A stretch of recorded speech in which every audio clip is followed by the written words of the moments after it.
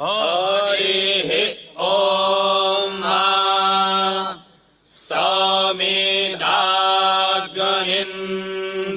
वस्याता घृतैर्वो धायता तिथिं अस्मिन् हवि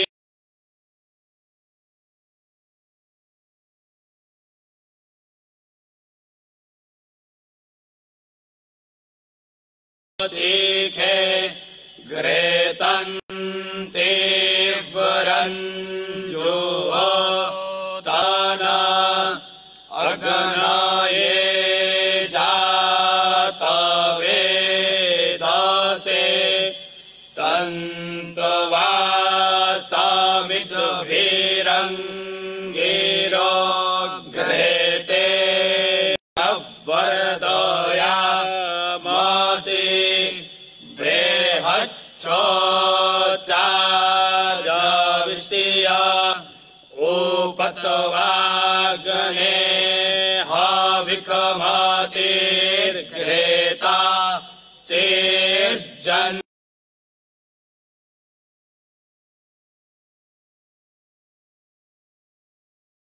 मामा।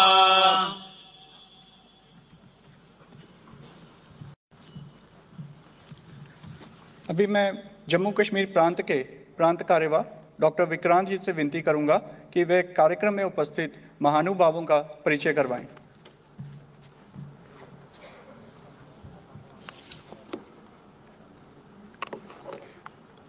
आज के इस कार्यक्रम में इस सभागार में उपस्थित सभी को मेरा सादर नमस्कार।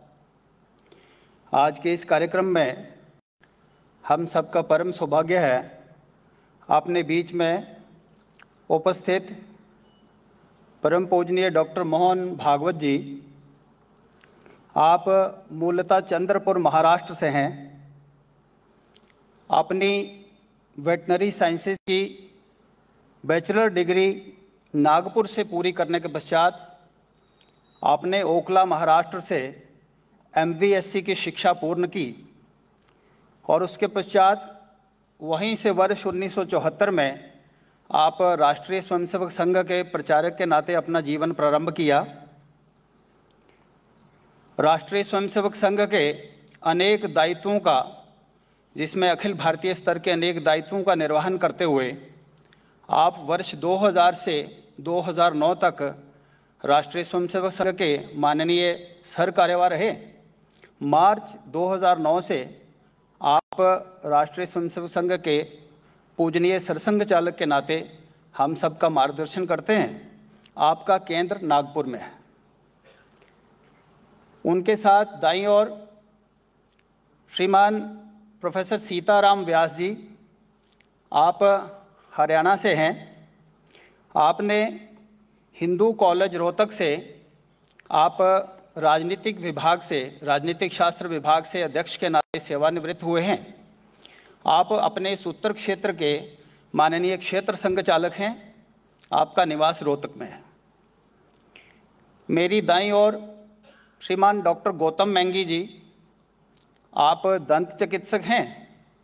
आप जम्मू डेंटल कॉलेज से प्रिंसिपल पद से सेवानिवृत्त हुए हैं।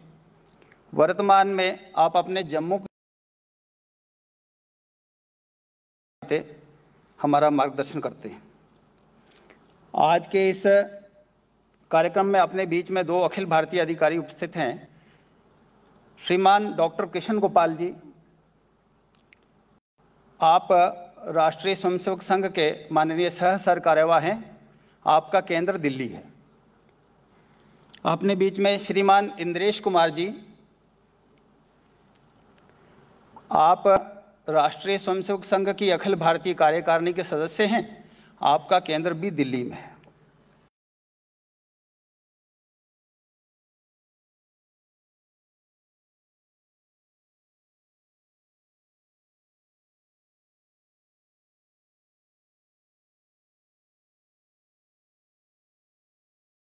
का भी विभिन्न प्रांतों के अंदर अपना प्रवास रहता है। इस प्रांत में गत वर्ष उनका प्रवास तय था, परंतु हम सबको ध्यान है कि इस कोविड महामारी के कारण जिससे पूरा विश्व त्रस्त था और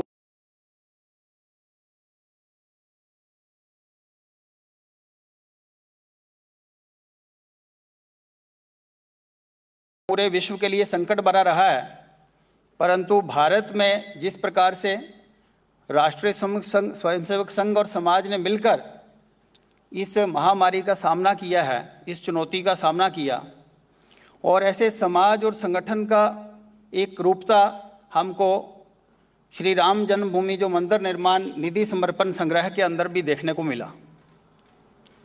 राष्ट्रीय स्वयंसेवक संघ संपूर्ण समाज को बल संपन्न और अनुशासित और संगठित करना चाहता है।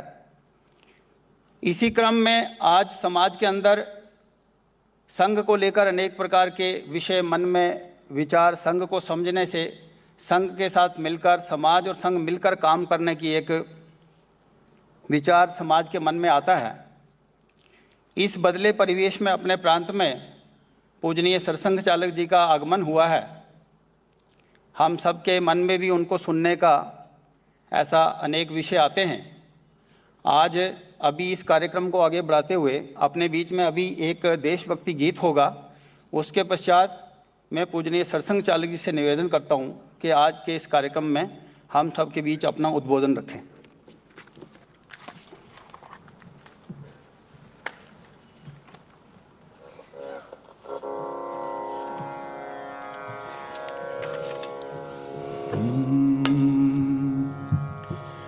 जब सारी दुनिया भूली थी, माँ तुमने दीप जलाया था। जब सारी दुनिया भूली थी, माँ तुमने दीप जलाया था। बेसुध था मनुज तमिश्रा में, जागृति का गान सुनाया था। जब सारी दुनिया भूली थी, जब महाप्रलय की नष्ट हुई सुर श्रेष्ठ,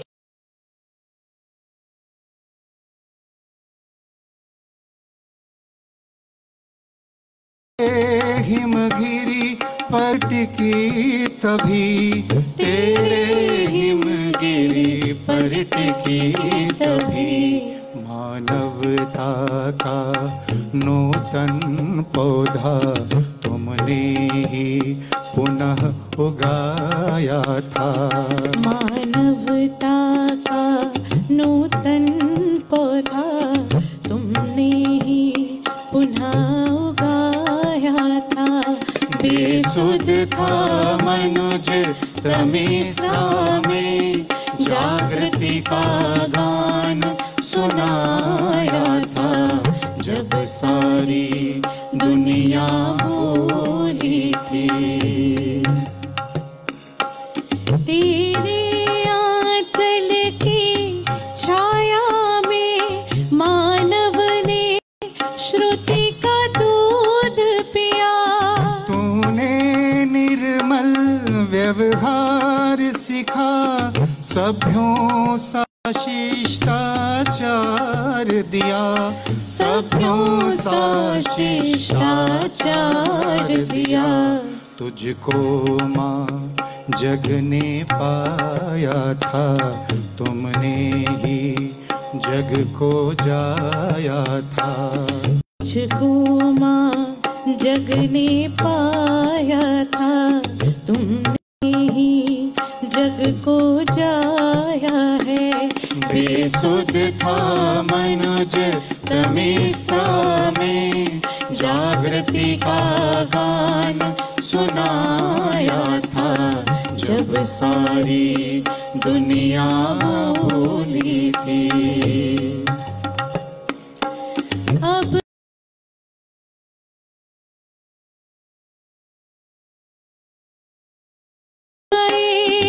हमारा है। मानवता के सुख शांति हेतु तेरा ही एक सहारा है, तेरा ही एक सहारा है।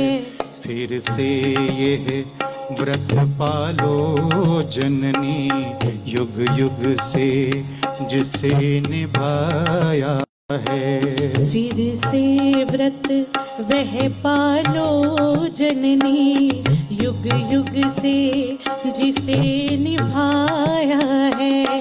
बेसुध था मनुज तमिश्रा में, जागृति का गान सुनाया था।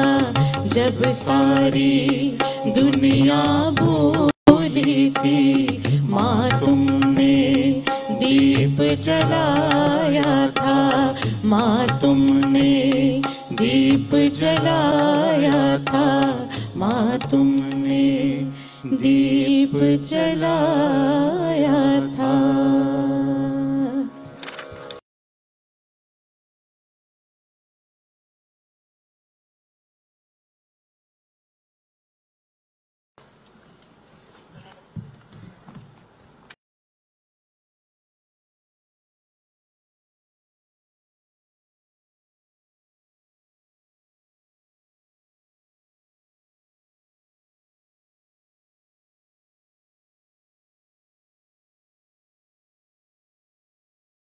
वृंद और उपस्थित आत्मीय प्रबुद्ध नागरिक सज्जन माता भगिनी, आपकी अनुमति गृहीत लेकर मैं बैठकर बोल रहा हूं, क्योंकि जिस प्रकार का आज कार्यक्रम है उसमें मैं भाषण ऐसा नहीं करने वाला। आपके सामने मेरे मन में उठने वाले कुछ तरंग में चिंतन के लिए रख, ये एक तरफा गपसप है और इसलिए मैं बैठकर बोल रहा हूं। आप सब प्रबुद्ध जन ऐसे हैं तो जिनके मन में प्रकर्ष से बोध का उदय हुआ है, ऐसे आप लोग हैं। और दूसरा, जो जन समाज का प्रबोधन करने वाले हैं, ऐसे भी आप ही लोग हैं। और इसलिए आपके सामने कुछ विचार रखूंगा, अपने चिंतन के प्रक्रिया से आप उसको निकालेंगे, उचित लगा तो लोगों को बताएंगे, उनका प्रबोधन करेंगे। इस आशा से मैं आपके सामने बोल रहा हूं, क्योंकि समाज का प्रबोधन ये बहुत आवश्यक बात है। व्यवस्था बदलती है, अभी 370 हटा, उसके बाद मैं आ रहा हूं ऐसा कहा गया, छप भी रहा है ऐसे ही।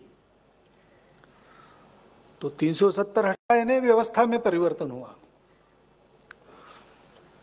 जो उद्देश्य है, जो वस्तुस्थिति है, जो प्रकृति है, व्यवस्था उसके अनुकूल होनी चाहिए। वो नहीं है ऐसा लगता था तो बहुत लोगों ने संघर्ष किया। यानी यूं कहे तो श्यामा प्रसाद मुखर्जी प्रजा परिषद आंदोलन के समय से जिस एक बात को मन में लेकर यहाँ संघर्ष हुआ, बलिदान हुए, वो मन की आस अपनी पूरी हो गई, ये हमने देखा। ऐसी परिस्थिति में मैं यहाँ हूँ और उसका आनंद भी आप लोगों के मन में है, ये पता चलता है। परंतु केवल व्यवस्था परिवर्तन से नहीं होता है, क्योंकि व्यवस्था को चलाने वाले तो व्यक्ति रहते हैं, वो समाज से आते हैं। और जिस प्रकार का समाज है उस प्रकार के व्यक्ति सर्वत्र आते हैं। इसलिए अंग्रेजी में कहावत है, people get government they deserve. तो जैसे हम हैं वैसे हमारे नेता। अब राजनीति है, एक दूसरे पर आरोप प्रत्यारोप, एक दूसरे की गलतियां नहीं, ये खेल चलता है, चलने दो। लेकिन थोड़ा उन बातों से अलिप्त होकर हम विचार करें तो जैसे हम हैं वैसे हमारे प्रतिनिधि है।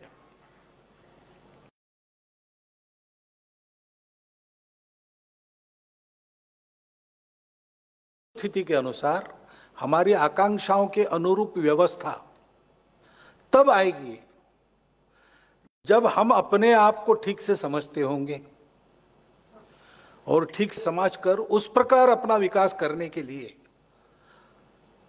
हर प्रकार से संकल्पबद्ध होंगे। और ऐसा कुछ भव्य कार्य करना है तो उसके आड़े आने वाले क्षुद्र विचार, विकार और बाधाएं, उन पर मात करके अपने संकल्प को पूरा करेंगे ही, ऐसे निश्चय से अनुप्राणित सारा समाज हो। व्यवस्था बनाने में अनेक लोग लगते हैं, व्यवस्था को बिगाड़ने में बहुत थोड़े लोग चाहिए। इसलिए सारा ही समाज अनुप्राणित होना चाहिए। वास्तविक समाज इस शब्द का अर्थ ही ऐसा है। समाज यानी केवल भीड़ नहीं, केवल समूह नहीं। गणित में सेट होता है, समान प्रकार की वस्तुएं, उनका समूह, उसको सेट कहते हैं। तो सेट समाज नहीं है, मनुष्यों का सेट ये समाज नहीं है, वो समज है। एक प्रकार का जन्म जिनको मिला है, सब मनुष्य है। लेकिन वो समअज तब बनते हैं जब उनके सामने एक उद्देश्य होता है। उनका अपना जीवन, सामूहिक जीवन एक उद्देश्य के लिए चलता है। हम भारतवर्ष के लोग हैं, क्या संपूर्ण भारतवर्ष के समाज के आगे ऐसा कोई उद्देश्य है? भले ही आज भूल गए हों, लेकिन उनके सामने ऐसा कोई ध्येय रखा गया है? उस ध्येय को पूर्ण करने के लिए क्या कभी उन्होंने पुरुषार्थ किया है? हमको अपने आप को समझना पड़ेगा। हमारे यहां हमारा ये जो समाज है, उसको समाज इसलिए कहा जाता है कि उसके जीवन का एक उद्देश्य है और वो बाकी सारी दुनिया से एकदम अलग विशिष्ट उद्देश्य है। उस उद्देश्य की परिपूर्ति के लिए इस समाज की निर्मित हुई। उस पुरुषार्थ को करने के लिए जो व्यवस्था बनाई गई, उसको हमारे यहां राष्ट्र कहा गया। बाकी दुनिया में अलग बात है, सर्वाइवल का प्रश्न था और यह माना जाता था कि there is struggle for existence and the fittest will survive. तो मनुष्य प्राणी वैसे तो बहुत अशक्त है, सृष्टि में सबसे अशक्त मनुष्य प्राणी है।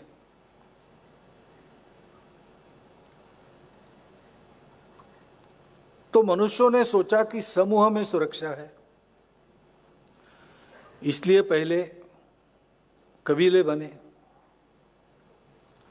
कबीलों के सम्मिलन हो गए और जब जीवन में स्थिरता आई तब उसके ग्राम बने।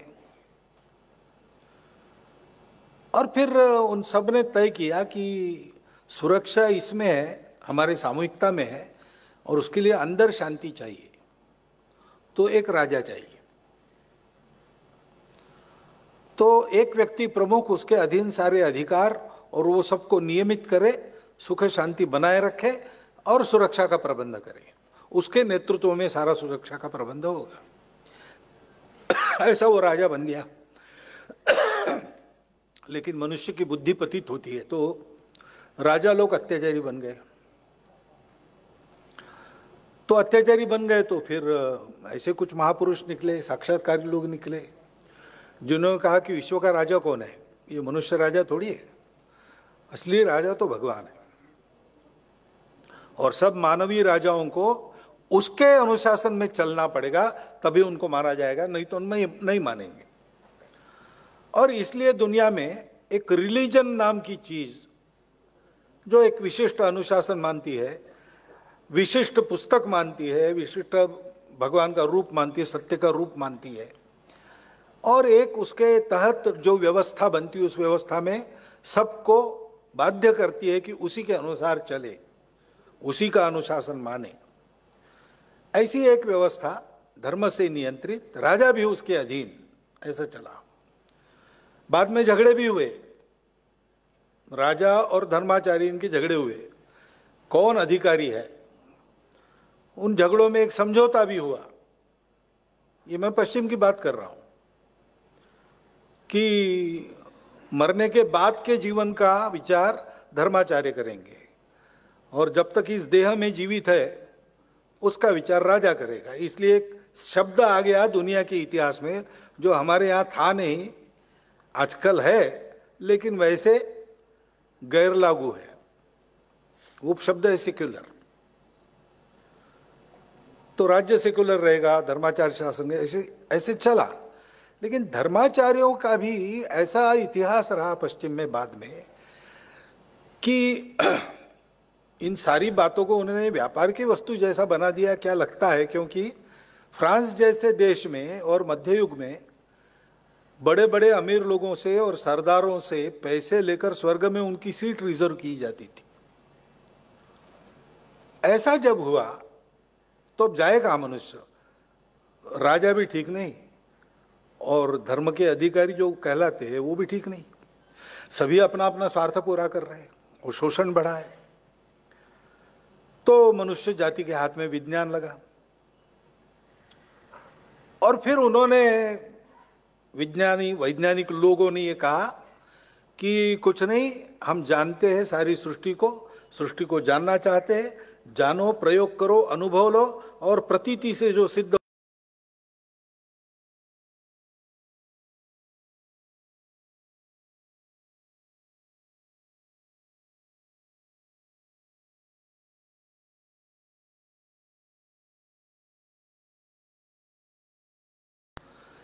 लेकिन प्रगति तो हुई, लेकिन ये भी बात आई सर्वाइवल ऑफ द फिटेस्ट।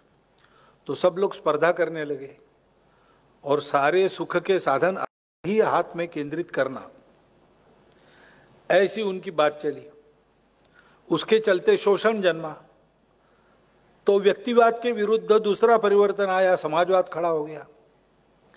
उस समाजवाद ने भी रशिया में, चीन में क्या क्या किया अब जानते हैं हम लोग, इसलिए उसके विरुद्ध भी प्रतिक्रिया हुई। फिर से लगा कि ये व्यक्तिवाद और जड़वाद हावी होगा। दूसरे तरफ से एक नया वामपंथ, न्यू लेफ्ट के नाते फिर से जड़वाद और समाजवाद हावी होगा, ऐसा चल रहा है। इस सारे खटपट में, संघर्षों में 2000 वर्ष से ये प्रयोग हुए, लेकिन मनुष्य को सुख नहीं मिल रहा है, संतोष नहीं मिल रहा है। साधन सुख के बहुत बढ़ गए। विज्ञान जैसा एक अमोघ साधन अपने हाथ में आ गया, उसके कारण बहुत सारी बातें हम जानने लगे। मनुष्य के जानकारी का स्तर, ज्ञान का स्तर बहुत बढ़ा, परंतु आत्महत्याओं का प्रमाण बढ़ा। नई नई बीमारियां आ गई कि भेजी गई, इसकी भी चर्चा चल रही है। और देशों देशों के संघर्ष बढ़े, पर्यावरण का नाश होने लगा। और ऐसी सारी अवस्था में आज अगर हम देखते हैं, विशेषकर ये कोरोना के 1 साल के बाद, अभी 1.5 साल हो गया, सारी दुनिया में एक पुनर्विचार चला है। विकास का प्रतिमान क्या हो, अभी तक एक सेटल्ड व्याख्या थी पश्चिम से आई हुई, सारी दुनिया में लोग उसी व्यवस्था में चलते थे, लेकिन अभी उस पर प्रश्न चिन्ह उत्पन्न हुआ। इसलिए नए शब्द आने लगे हैं, डेवलपमेंट नहीं, सस्टेनेबल डेवलपमेंट और इको फ्रेंडली जीवन। अब हमारे यहां ये तो बहुत पहले से है, दुनिया को आज उसका पता चल रहा है और रास्ता नहीं मिल रहा है, अभी भी रास्ता नहीं मिल रहा। और इसलिए ये विचार चल रहा है दुनिया में कि कोई तीसरा रास्ता होना चाहिए और वो रास्ता भारत के ही पास होना चाहिए। इसलिए भारत की ओर आंखें लगी है क्योंकि भारत में ये सारी बातें नहीं थी। हमने 6000 साल कम से कम खेती की है अपनी जमीन में। भारत में हमारी जमीनें आज भी देती है। अफ्रीका के जमीन जैसी कुंवारी जमीन में पाश्चात्यों के कारण 600 साल की खेती हो गई, वो जमीन ऊसर बन गई। अब उसको बार बार विश्राम देना पड़ रहा है। हमारे यहां उस समय की तकनीकी के उच्चतम आविष्कार थे। ढाके की मलमल जैसी मलमल आज भी कंप्यूटराइज्ड मशीन पर बनना कठिन बात है, लेकिन हमने बनाई। उत्कृष्ट क्वालिटी का फौलाद। अभी स्तंभ है, दिल्ली में स्तंभ है, जंग नहीं खाता। सांची में है, जंग नहीं खाता। नागपुर की हमारी टेक्निकल इंस्टीट्यूट है, उन्होंने रिसर्च किया, झारखंड के जंगलों से लोगों को ले आए। उनका 32 लोगों को उठाकर कहीं पर भी ले जा सकते हैं, ऐसा 32 लोगों के द्वारा उठाकर ले जा सकते हैं, ऐसा फर्नेस, उसमें उन्होंने फौलाद बनाया। उसके कुछ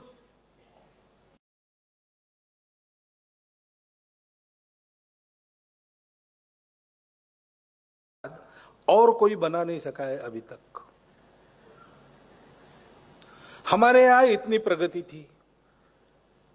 विलियम डैली रिम्पल अपने पुस्तक में लिखता है कि ईस्वी सन 1 से लेकर ईस्वी सन 1700 तक भारत आर्थिक दृष्टि से पूरे दुनिया में अग्रणी था। दुनिया के उत्पादन में सबसे अधिक योगदान उसका था, दुनिया के व्यापार में सबसे अधिक हिस्सा उसका था। हम आर्थिक दृष्टि से अग्रणी रहे। सारी बातों में अच्छे होने के बाद भी हमारा पर्यावरण खराब नहीं हुआ। हमारे यहां आपसी कटु संघर्ष ऐसे नहीं हुए। विदेश के संपर्क में आने के बाद, सिकंदर के आक्रमण के पश्चात हमारे यहां पर सारा अधपतन का दौर चला है। तो हम ऐसे अलग विशिष्ट क्यों बने? और हमको इन सारी बातों की, संकटों की बाधाएं अपने पद्धति से हम चलते थे, तब क्यों नहीं हुई? वहां पर जो राष्ट्र बने वो इस सर्वाइवल के डर से बने। फिर कोई एक फैक्टर मानव निर्मित, उसके आधार पर एकता करना। भाषा के आधार पर इंग्लैंड एक राष्ट्र है, आयरलैंड, स्कॉटलैंड, वेल्स और ब्रिटेन। अंग्रेजी भाषा वहां विकसित हुई आपसी संघर्ष में से ही, उसके आधार पर उनके संबंध बने। जब तक अंग्रेजी भाषा है, यूनाइटेड किंगडम है। अंग्रेजी भाषा अगर समाप्त हो गई तो यूनाइटेड चला जाएगा, किंगडम्स रहेंगे। आर्थिक व्यापारिक हितों की समान दृष्टि के आधार पर यूनाइटेड स्टेट्स ऑफ अमेरिका एक देश है। उसमें जब संघर्ष होता है तो वहां भी आजकल चलती है।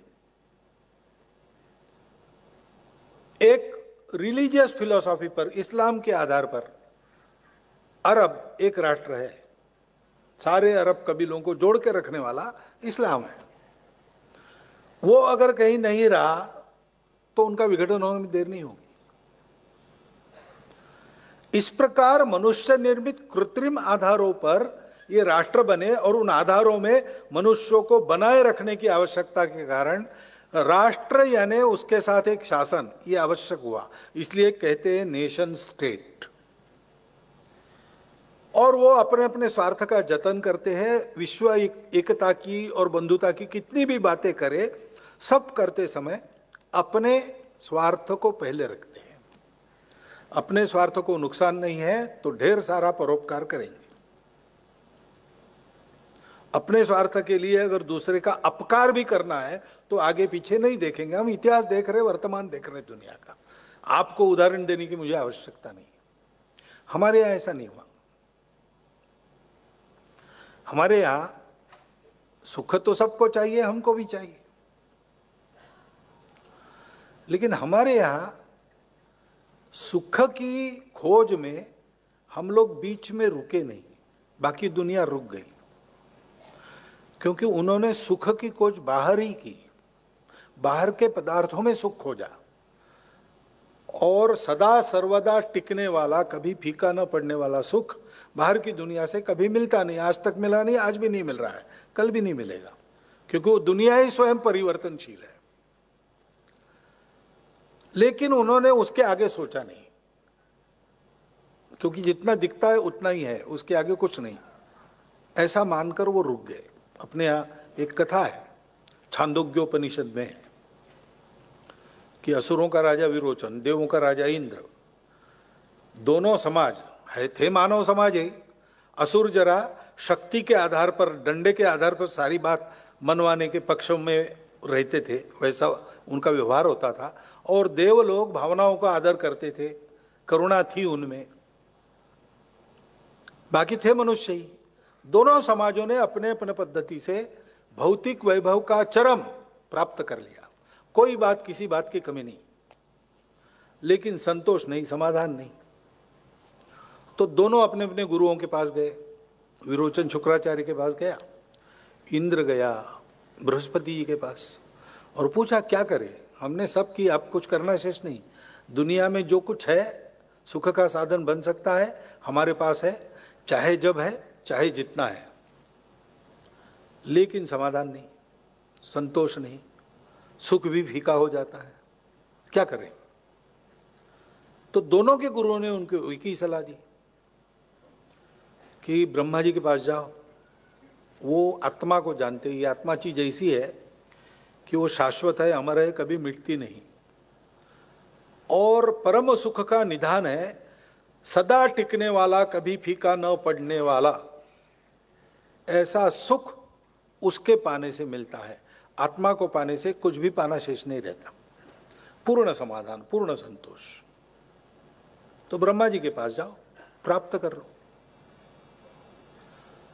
तो दोनों गए वलकल पहनकर, शिष्य भाव से हाथ में समिधा लेकर, और दोनों को एक ही काम के लिए जाना था, साथ ही चले गए। ब्रह्मा जी के सामने उपस्थित हुए, उनके ध्यान से बाहर आने की प्रतीक्षा की। ब्रह्मा जी ने आंखें खोली, देखा दोनों सामने हैं, वलकल पहने और समिधा हाथ में। तो उन्होंने कहा अच्छा, कुछ सीखने के लिए आए हो तो समिधा वहाँ रख दो यज्ञ कुंड के पास, और बताओ क्या चाहिए। तो समिधाएं रखी, नमस्कार किया और पूछा ब्रह्मा जी को कि आप आत्मविद्या को जानते हैं, आत्मा अमर है, शाश्वत है, और उसके पास सारा सुख है, कभी भी फीका नहीं होता है, और आत्मा अमर है इसलिए वो सुख भी शाश्वत है। तो उसको हमको देखना है, उसको कैसे देखना हमको विद्या बताइए। तो ब्रह्मा जी ने कहा कि तुम देखते कैसे हो? आंखों से देखते हैं। तो फिर आंखों में कौन देखता है तुम्हारे? तुम देखते हो ये नहीं क्या? तो तुम्हारे आंखों में जो देखने वाला बैठा है ना, तुम हाथ भी हो, तुम पैर भी हो, तुम आंख भी हो, लेकिन ये तुम कौन है जो सब जगह है? वो तुम्हारे आंखों के अंदर बैठा है, उसको देख लो, वही आत्मा है। तो भी कैसे करना? तो दोनों एक दूसरे के सामने खड़े हो गए और एक दूसरे की आंखों में आंखें डालकर देखा तो प्रतिबिंब दिखा अपना अपना। क्या दिखेगा? वही दिखता है। तो उन्होंने मान लिया कि ये जो हम दिख रहे वही आत्मा है, और उस आनंद में दोनों वापस चले। मार्ग में वैतरणी नदी को लांघना था, नौका में बैठकर विरोचन चप्पू चला रहा था, इंद्र शोभा देख रहा था। उसको ध्यान में आया कि जो आत्मा जिसको हम कहते हैं पानी में अपना प्रतिबिंब, वो तो चप्पू चलाने से नष्ट हो जाता है। तो उसने विरोचन को कहा कि गड़बड़ हो गया, कुछ ब्रह्मा जी ने गुत्थी डाली है अपने सामने सुलझाने के लिए, ये तो नष्ट हो रहा है, आत्मा तो अमर है, शाश्वत है। विरोचन ने कहा नहीं भाई, ऐसा क्यों करेंगे, बहुत परिश्रम से यहाँ तक आए, अब फिर एक बार वापस जाना वगैरह हमको नहीं चाहिए। हम समझ गए जो दुनिया में दिखता है वही सच है, उसके परे सच कुछ नहीं है। इसलिए इस हाड़ मांस के शरीर को अच्छा बनाओ, बलशाली बनाओ, इसी के लिए सब कुछ करो। ये जितना लंबा जिएगा और जितना ज्यादा भोगेगा उतना ही सुख है। इसको शाश्वत बनाओ, इसको अमर बनाओ। और इसलिए विरोचन वापस नहीं गया, वो इसी धारणा पर बाकी उस संस्कृति का विकास हुआ, आसुरी संस्कृति। मैं आसुरी शब्द निंदा के अर्थ में नहीं कह रहा हूं, वो आसुरी लोग थे, उन्होंने ऐसा सोचा। इंद्र वापस आया, उन्होंने ब्रह्मा जी को पूछा कि आपने ऐसा बताया था लेकिन वो तो नष्ट हुआ, तो आपके कहने का मतलब क्या है? तो ब्रह्मा जी ने फिर एक के बाद एक उसके सामने ऐसे कूट डाले, उसको सुलझाते सुलझाते सुलझाते एक दिन इंद्र को आत्मविद्या की प्राप्ति हो गई और उनका समाज दैवी संपदा वाला समाज बना। अब इंद्र था कि नहीं, विरोचन था कि नहीं, लेकिन ये बात है कि एक समाज को ये सत्य मिला कि सुख बाहर नहीं, सुख अंदर है। ये हमारे चिंतन की पहली विशेषता है। पदार्थों में सुख नहीं है, सुख अपने अंदर है। और उस सुख के उद्गम को, उत्स को प्राप्त करना ये जीवन का परम लक्ष्य है, क्योंकि जीवन का उद्देश्य ही सुख प्राप्ति है।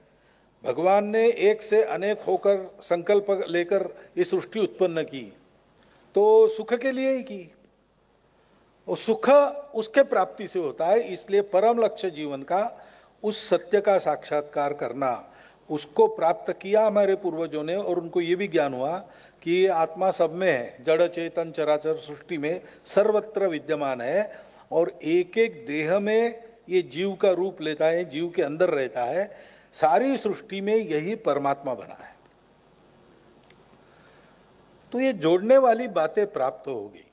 शरीर मन बुद्धि अलग अलग दिखते हैं, व्यावहारिक जगत में वैसा काम भी करते हुए लगते हैं, लेकिन वो जुड़े हैं आत्मा से।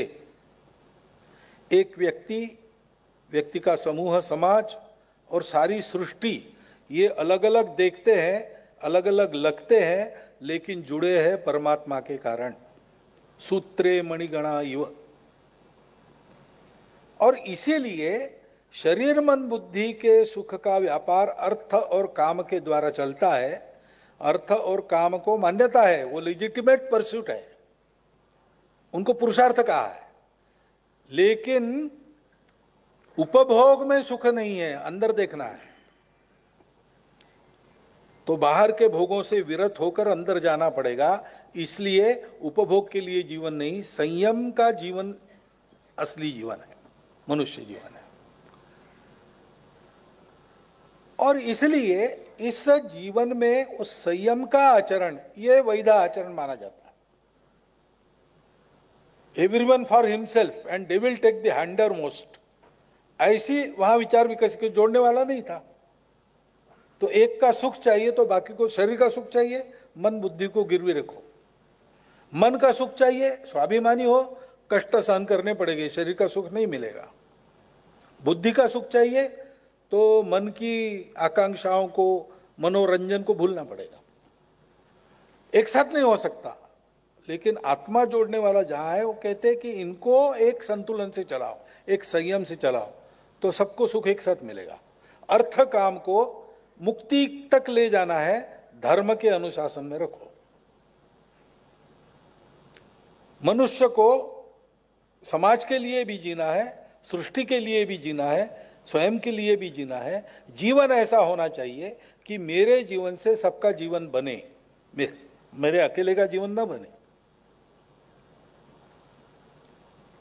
और इसलिए ये जो जोड़ने वाला तत्व है हमारे पास आ गया। हमारे ऋषियों को ये भी ज्ञान हो गया कि जो हमारे पास है वो सबके पास है, वो जानते नहीं, और जानेंगे तो सारे संघर्ष समाप्त हो जाएंगे, जीवन में भद्रता आ जाएगी, सदा के लिए सुख संतोष की राह मानवता चलेगी। तो इस सत्य को सबको देना चाहिए। उनको सर्वाइवल का प्रश्न नहीं था। जिस भूमि में वो थे वो तीन और ऊंचे पर्वतों से घिरी थी, हिमालय और दोनों तरफ उसके बाहु हिंदुकुश और आराकान, और सागर पर्यंत फैली थी। तीनों ओर से सागर उसकी सुरक्षा करता था। उस जमाने में कोई आ नहीं सकता था, इसलिए आक्रमण का भय नहीं था, सुरक्षित थे। अंदर भी सुजल सुफल मलय शीतल भूमि में भरपूर था, और इसलिए जीवन के लिए आपस में लड़ना नहीं पड़ा। हम अगर किसी रेगिस्तान में पैदा होते जो कुछ नहीं देता, तो हम भी बन जाते, क्योंकि वहां दो ही काम है, सेवा करो जिनके पास है उनकी, या फिर लूटो। और तुम लूटोगे तो दुनिया भी लूटेगी, तो तैयार रहो। या यूरोप जैसी भूमि होती हमारी, आधा देने वाली, तो हम भी जहाजों में बैठकर देश विदेश की यात्रा करके धन कमा के व्यापार के आधार पर अपनी कुछ चीजें देकर वहां से चीजें लाते, और इस प्रक्रिया में वहां के स्थानीय व्यापारियों को मात देने के लिए हमको छल कपट का अवलंबन करना पड़ता। हम ऐसे नहीं बने, क्योंकि हमारी भारत माता सुजल सुफल मलयज शीतल है और पहले से विविधताएं हमारी है। जन्म बिभ्रति बहुधा विवाचसम नाना धर्माणम पृथ्वी मनुष्य। हमारे यहाँ अनेक भाषा बोलने वाले लोग बहुत पहले से हैं। हमारे यहाँ अनेक देवी देवताएं बहुत पहले से, उपासना के अनेक मार्ग हैं। लेकिन जोड़ने वाला तत्व हमारे पास होने के नाते हमने इन सबको, विविधताओं को एक ही एकता का श्रृंगार माना। आज हम कहते हैं यूनिटी इन डाइवर्सिटी, लेकिन हमारे यहां वास्तविक विचार तो है डाइवर्सिटीज ऑफ यूनिटी। ये एक ही प्रकट हुआ है इतने रूपों में, इनमें विरोध नहीं है, इसमें कोई अंदर का कोई बाहर का नहीं है। मेरे समझ के विस्तार की आवश्यकता है। मैं जन्मा, मुझे केवल भूख समझ में आती थी। एक दिन के बाद मां का परिचय हो गया, 3-4 दिन के बाद पिता का भी परिचय हो गया, धीरे धीरे बचपन में रिश्तेदारों का परिचय हो गया, कुटुंब की भावना आई। खेलते खेलते, हंसते खेलते बड़ा होते होते गांव को अपना मान लिया, जिले को अपना मान लिया, प्रदेश को अपना मान लिया, देश को अपना माना। ऐसा करते करते कैसे बन गया मैं? माता च पार्वती देवी, पिता देवो महेश्वरा, बांधवा शिव भक्ताश्च स्वदेशो भुवनत्रयम्। अयम निजः परो वेति गणनाम लघुचेतसाम, उदार चरिता नाम तु वसुधैव कुटुंबकम। मनुष्य के जीवन की यात्रा केवल भोग की यात्रा नहीं है। शरीर को पुरुषार्थ करने के लिए, सक्षम करने के लिए अर्थ काम का अर्जन करना धर्म के अनुशासन में, और अपनी चेतना का विस्तार इतना करना कि संपूर्ण विश्व ही मेरा अपना बन जाए, कुटुंब। मैं पूरा विश्व बन जाऊं और सारा विश्व मुझ में दिखे, मैं देख सकूं मेरे अंदर, मैं देख सकूं सब में उसी को। ऐसे जीवन का तरीका, ये हमारा विशिष्ट तरीका रहा। उस तरीके को गांव गांव, देश देश पहुंचाना है, सारी दुनिया को बताना है। तो उसका साधन क्या है?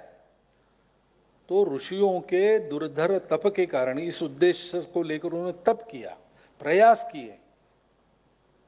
भद्रमिच्छन्त ऋषय स्वरविदा तपो दीक्षाम उपसे दुरग्रे। विश्व के कल्याण की इच्छा रखने वाले ऋषियों ने दुर्धर दीक्षा लेकर तप किया। ततो राष्ट्रम बलम ओजस्य जातम, उससे हमारा राष्ट्र बना, हमारा बल बना, हमारा ओज बना। हम किसी स्टेट के तहत राष्ट्र नहीं बने। हमारे सामने संपूर्ण विश्व को सुख शांति युक्त, मनुष्यता युक्त, सबको साथ लेकर सबका विकास करने वाला ऐसा रास्ता है। उसको हम धर्म का रास्ता कहते हैं। धर्म का मतलब हमारे यहाँ पूजा नहीं है, पूजा भी उसका एक भाग है। मनुष्य के जीवन में सर्वत्र धर्म है। मनुष्य का स्वभाव है, उसको भी धर्म कहते हैं।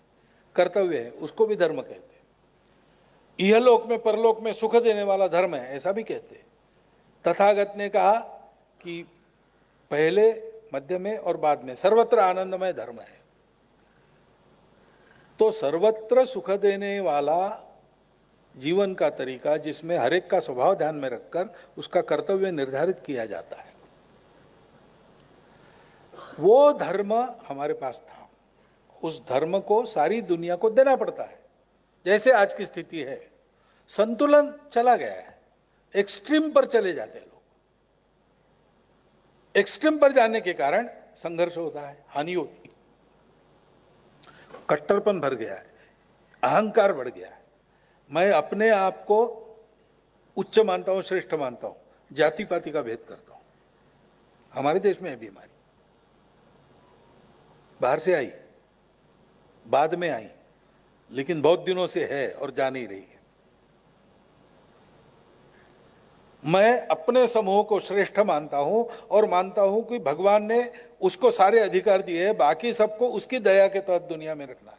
ये हमारा सामूहिक अहंकार है। ऐसे ईगोज बढ़े, प्रगति आई, विज्ञान आया, ज्ञान की दृष्टि आई, लेकिन ये अहंकार नहीं बदला। व्हाइट मैन्स बर्डन नाम की कविता लिखी गई। कि जाओ सारी दुनिया के असभ्य लोगों को सभ्यता सिखाओ, और नहीं सीखते हैं तो लूटो उनको। यही किया। हमारा एकदम अलग विकास है। विश्व कल्याण के लिए हमको ये बताया गया कि हमारा पर्पस क्या है, हमारा समाज क्यों है, उस समाज के सामने उद्देश्य क्या है, ये बताया गया। एतद्देश प्रसूतस्य सकाशादग्र जन्मनात् स्वम स्वम चरित्रम शिक्षरम पृथिव्याम सर्वमान।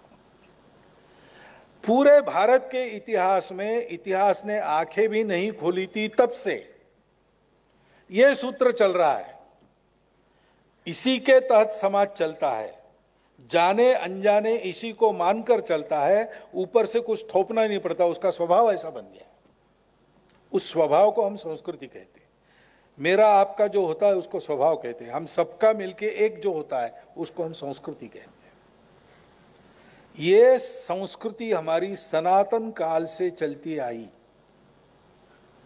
देवी देवता बदलते रहे, उपासना के तरीके बदलते रहे, भाषाएं नई आती गई, पुरानी मिटती गई, प्रांत प्रदेश बदलते गए, राज्य राजा बदलते गए, लेकिन इस पूरे लंबे इतिहास में अभी तक एक सूत्र कायम है। संपूर्ण विश्व के लिए आत्मीय दृष्टि रखने वाला और स्वयं के लिए संपूर्ण शुचितामय जीवन बनाने वाला दृष्टिकोण, वो हमारी संस्कृति। आज भी देखिए भारत के सब प्रांतों में, सब प्रदेशों में आप कुछ खरीदिए, तोल के मिलेगा, ऊपर से कुछ और मिलेगा। आम खरीदने जाओ, 100 खरीदे जाएंगे, बाद में वो 5 रख देगा। चावल खरीदने जाओ, 5 किलो खरीदे, ऊपर से 1 मुट्ठी डाल देगा। सब्जी वाले के पास जाओ, धनिया हरी धनिया खरीदो, 2 जूड़ी देगा, ऊपर से 2 काढ़े रख देगा। आज भी है, सर्वत्र है, हर भाषा में भारत के इसके लिए शब्द है। दुनिया के किस धर्म ग्रंथ में ये लिखा है? ये हमारा स्वभाव है, प्रामाणिकता। गलती से भी कम नहीं जाना चाहिए। मैंने पैसा लिया है, मुझे पूरा देना है, और गलती न हो इसलिए मैं दे के रखता हूं सरप्लस। कुछ अनजाने में हो गया है तो उसकी पूर्ति हो जाएगी। ऐसी कितनी ही बातें हैं अपने यहां। बड़ों के आगे झुकना, चरण स्पर्श करना।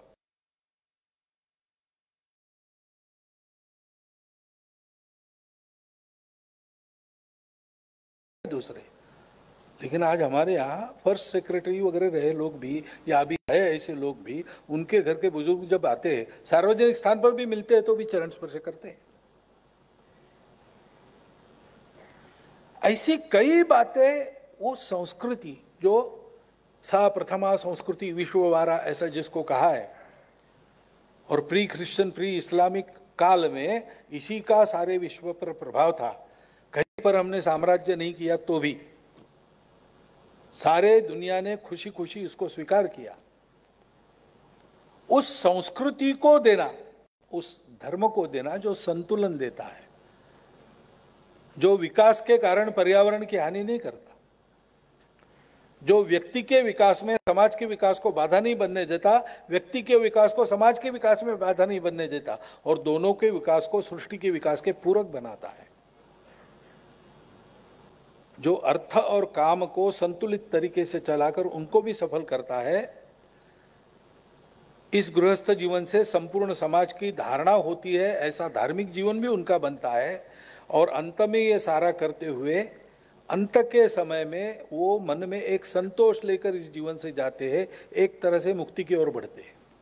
ऐसा जीवन का तरीका हम ये है, हम भारत है, यानी क्या है, हम ये है।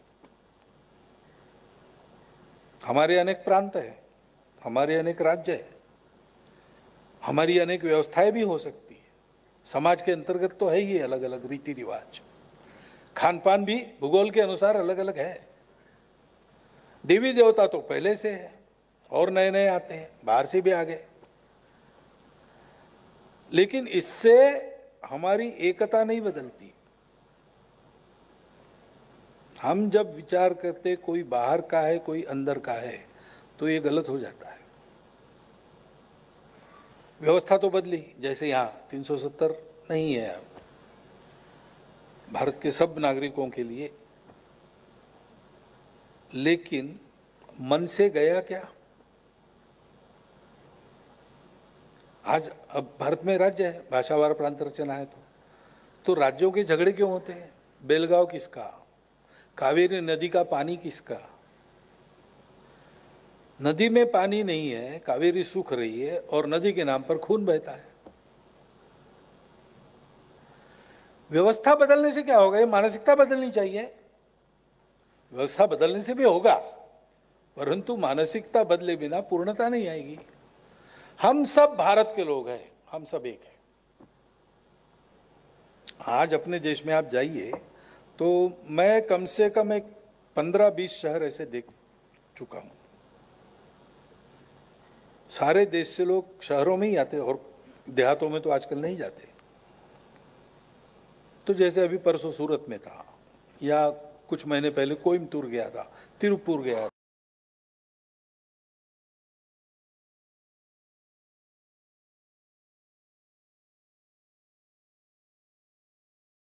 बन गए हैं और किसी का कोई नुकसान नहीं हुआ है, किसी का कुछ छीना नहीं गया है, सब लोग बसे हैं। ये केवल व्यवस्था का चमत्कार नहीं है। उन लोगों ने इस अपनेपन से रहने का निश्चय किया।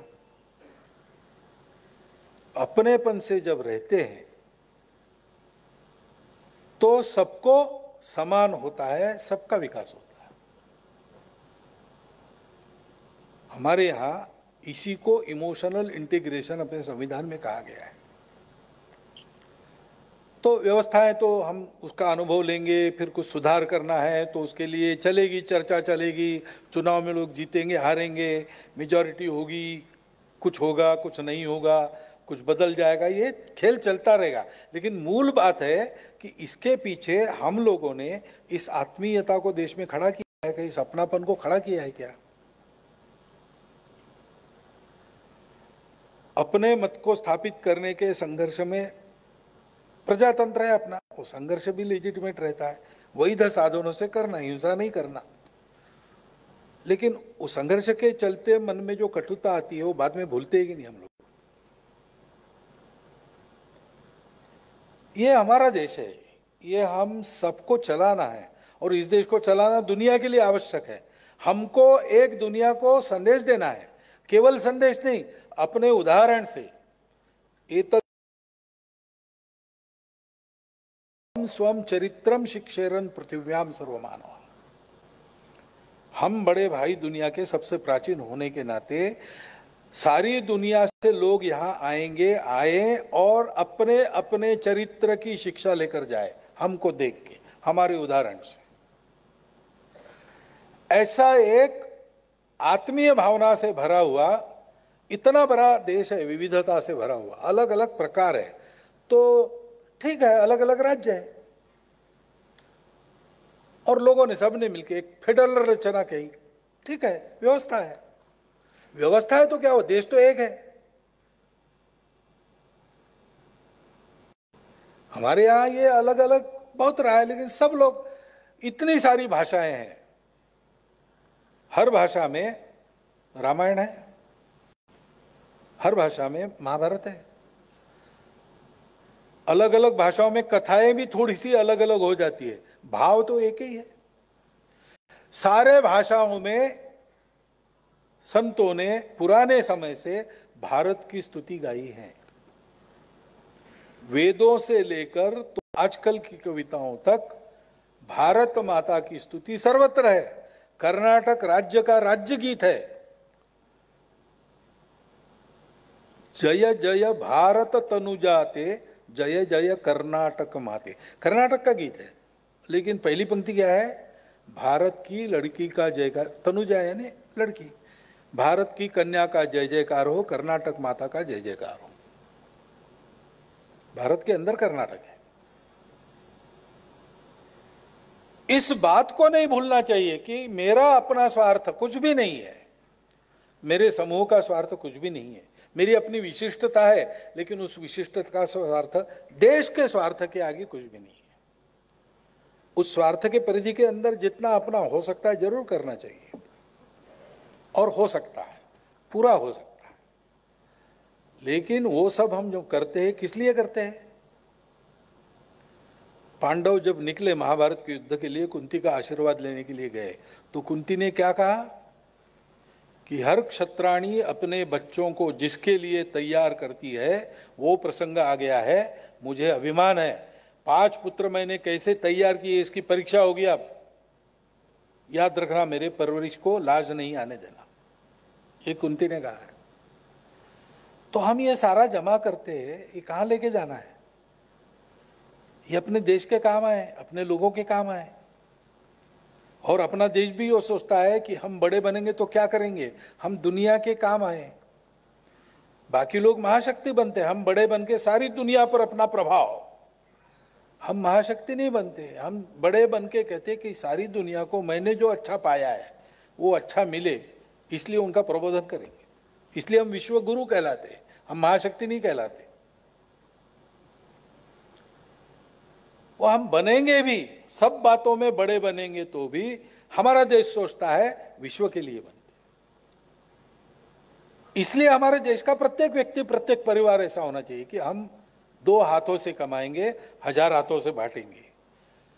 हमारा विकास हम इसलिए करेंगे कि हमारे विकास में हम सबका विकास होगा, मेरे गांव का विकास होगा, मेरे समूह का विकास होगा, मेरे देश का विकास होगा, मेरे राष्ट्र का विकास होगा, उससे दुनिया का विकास होगा।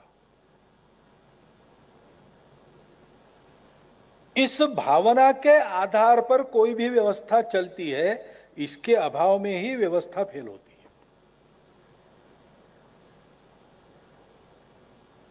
अब इसके लिए आदत करनी पड़ेगी। 1000-1500 वर्षों में हम लोगों में आपस में निरंतर संपर्क की जो व्यवस्थाएं थी वो टूट गई, आक्रमण का काल था, संघर्ष हो गया, हमारे अपने स्वरूप का हमको विस्मरण हो गया, आपस में झगड़े बढ़े, भेदभावना उत्पन्न हुई, हम आपस में ही भेद करने लगे, छुआछूत जैसी बातें आ गई। इस सब को साफ करते हुए ये पूरा देश मेरा है, व्यवस्था के अनुसार चलेंगे, पूरे देश को बड़ा करेंगे, हमारे अपने अपने स्वार्थ अपने अपने जगह है, लेकिन देश पहला, देश के आगे बाकी कुछ नहीं। हमको अपने स्वार्थों को पूरा करने की स्वतंत्रता मिली तो हमारे देश के लोगों ने ऐसा विचार किया तब मिली। तेरा वैभव अमर रहे माँ, हमारी ने 4 रहे न रहे। माता को गरीबी में छोड़कर स्वामी विवेकानंद विश्व में जाकर अपने संस्कृति का संदेश देते रहे, उनको अपने को भी सुख नहीं मिला। 39 वर्षों की आयु में मृत्यु हो गई डायबिटीज से। इतना खड़तर जीवन उन्होंने, कठिन जीवन जिया। क्यों जिया? संपूर्ण देश में, संपूर्ण विश्व में अपना देश बड़ा हो, ये समन्वय का, समता का, एकता का संदेश सारी मानवता को फिर से सुनाया जाए इस देश से, इसके लिए। ऐन जवानी में सारे सपने छोड़कर देश के लिए फांसी गए भगत सिंह, राजगुरु, सुखदेव, चंद्रशेखर आजाद जैसे लोग। क्यों गए? अपने छोटे स्वार्थों को अपने राष्ट्र के हित की मर्यादा है। हम अलग अलग तो है, मैं भी अलग हूं और आपकी तो बात अलग है। मेरा छोटा भाई मेरे से अलग है, मेरी माता जी मेरे से अलग थी, मेरे पिताजी मेरे से अलग थे, लेकिन अलग थे फिर भी हम एक है। ये तो हम सब लोग कर रहे हैं जीवन में। तो कभी अपने परिवार के लिए कुछ छोड़ना पड़ता है, छोड़ते हैं हम।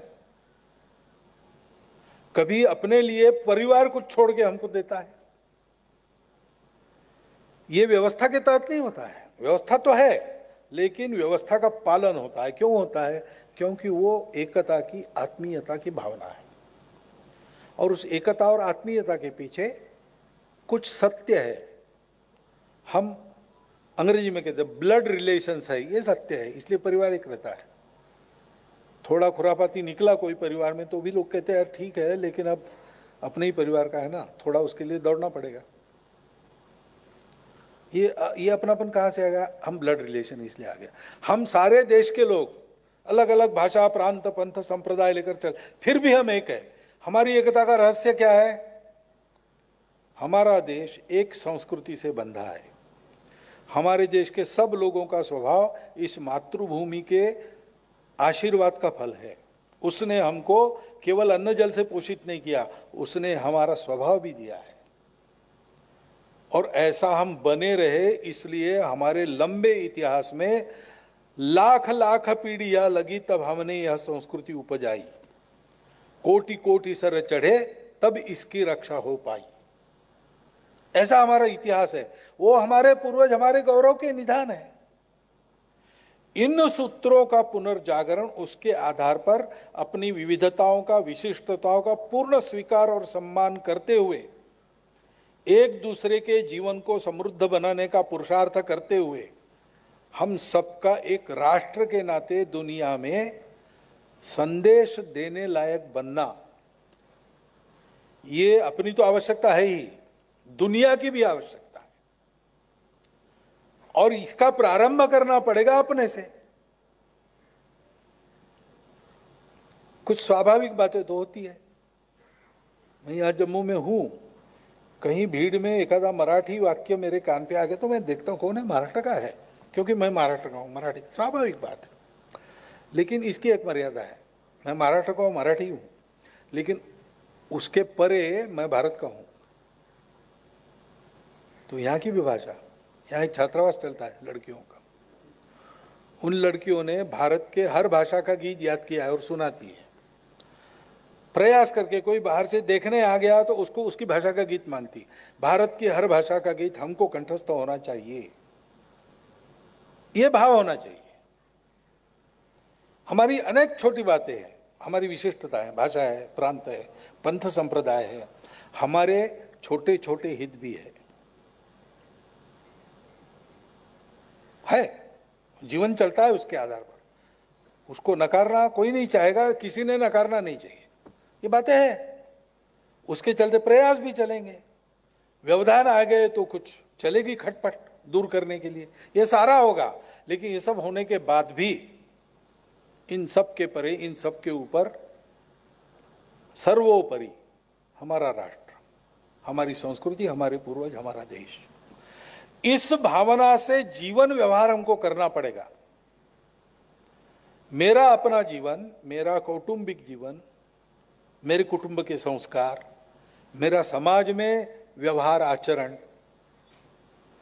अपनी आजीविका के स्थान पर मेरा करना, और देश के लिए सब मिलके सोचते हैं तब एक विशिष्ट सोच रखना,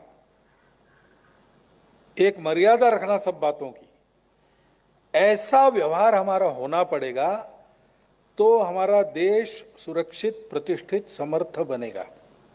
उसके सुरक्षित, समर्थ, प्रतिष्ठित बनने से हमारा जीवन भी अपने आप सुरक्षित, प्रतिष्ठित, समर्थ बनेगा। और उसके कारण दुनिया सुरक्षित और प्रतिष्ठित बनेगी, दुनिया में मानवता प्रतिष्ठित हो जाएगी। यह हमको करना है। व्यवस्थाएं रहेगी, आज ये है कल वो है। जिसकी असुविधा होती है उसकी बदलने की एक प्रक्रिया अपने देश के तंत्र में, उसके तहत बदलती है। मत अपने अपने रहते हैं, लेकिन एक बार निर्णय हो गया सबका मिलके, उसके तहत चलना चाहिए। इसी में बुद्धि, इतना बड़ा संगठन चलता कैसे है, इसका कोई सैंक्शन नहीं है। लेकिन हमारे यहाँ एक पक्की बात है, हम सबके अपने अपने मत है, चर्चा होती है तब हम बोलते हैं, स्पष्ट बोलते हैं, आवाज चढ़ाकर भी बोलते हैं, सारी बातें होती है। लेकिन एक बात पक्की, ये सब करते समय हम अपनों में अपने विषयों की चर्चा कर रहे हैं। और मत सबका अलग अलग हो सकता है, लेकिन मन हम सबका एक है। और एक बार निर्णय हो गया तो उसके बाद हम उसके साथ हैं, मन से साथ है। मेरा मत था, चर्चा तक था, उसके बाद सबके निर्णय में मेरा निर्णय विलीन है। ये एकात्मता है, ये सामूहिकता है। हमारे सब क्रियाकलापों में, केवल यहाँ की बात मैं नहीं कर रहा हूं, पूरे देश में ही व्यवस्थाओं के बहुत ज्यादा, यानी क्या कहते हैं उसको, बहुत ज्यादा अतिवादी हम व्यवस्था के मामले में बन गए तो छोटी छोटी बातों में, जनहित के कार्यों में भी अड़ंगे पड़ते हैं। संसद चलती नहीं क्योंकि हमारा मत अलग है। ठीक है, वो तो डेमोक्रेसी जो तरीका है वैसे चलेगा, लेकिन भाई काम भी आगे जाना चाहिए ना, जनहित के निर्णय फटाफट होने चाहिए। तो ये सब बातें हैं और इसमें कोई दोष नहीं है, लेकिन इनकी मर्यादा है। उस मर्यादा को समझकर जीवन चले समाज का, तो अपना देश बड़ा होगा, अपने सारे प्रश्न हल होंगे, कोई खतरा हमको छू नहीं सकेगा, और हम सब मिलकर अपने देश को ऐसा स्थापित करेंगे कि उसका जीवन देखकर और उसके विचारों के आधार पर अपना विचार बनाते हुए संपूर्ण दुनिया के देश अपने आप को सुखी सुंदर देश बनाएंगे, और सारी जीवन में एक सुंदर समन्वय साधते हुए मानवता सृष्टि के साथ प्रगति की आगे कूच करेगी। इसके लिए भारत है, इसके लिए हम भारतीय है, और इसलिए इस राष्ट्र की इस त्रिविध एकात्मता के उद्गमों को समझना, तीनों बातों को, उसके साथ तन्मय होना, अपनी अपनी विशिष्टता वगैरह सब रखते हुए अपने हित का उद्यम करते हुए सबके हित को साधना, ऐसे तरीके पर अपने को चलना है, ऐसा विचार मेरे मन में आता है। आपके चिंतन के लिए मैंने आपके सामने रख दिया, आप इसका विचार कीजिए, और इसमें से जो उचित है ऐसा आपको लगता है वो सबको बताइए। इतनी ही एक प्रार्थना करता हूँ और मेरा यह निवेदन समाप्त करता हूँ। धन्यवाद।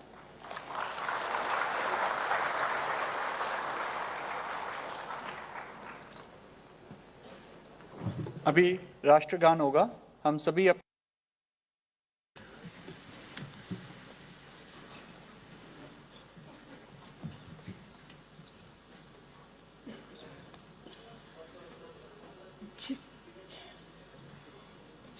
जन मन अधिनायक जय है भारत भाग्य विधाता, पंजाब सिंध गुजरात मराठा द्राविड़ उत्कल बंगा, विंध्य हिमालय यमुना गंगा उच्छल जलति तरंग, तब शुभ नामे जागे तब शुभ आशीष मागे, गाए तब जय गाथा, जन गण मंगलदायक जय है भारत भाग्य विधाता, जय है जय है जय है जय जय जय जय है, भारत माता की जय। धन्यवाद।